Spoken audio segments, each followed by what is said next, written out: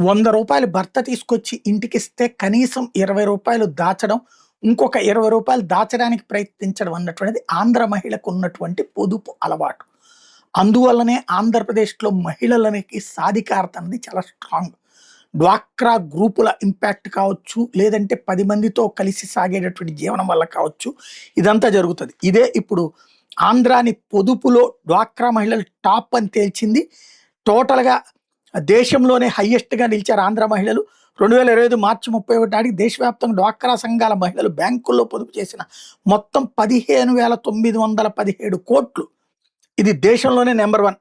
రాష్ట్ర వ్యాప్తంగా 1,23,00,000 మంది మహిళలు డ్వాక్రా సంఘాల్లో సభ్యులుగా ఉన్నారు. మరే రాష్ట్రం, కేంద్రపాలిత ప్రాంతాలు దరిదాపుల్లో కూడా లేవు. దేశవ్యాప్తంగా 2025లో వివిధ అంశాలు పురుషులు మహిళల స్థితిగతుల మీద నివేదికలో ఇది చెప్తున్నారు. అదే సందర్భంలో కుటుంబంలో తీసుకునే నిర్ణయాలు కీలక పాత్ర మహిళలదే అన్నటువంటిది తేలుతోంది. మరోపు ఒక్కో మహిళకి బ్యాంక్ ఖాతాలో సగటున రూ. 33,639 ఉంది.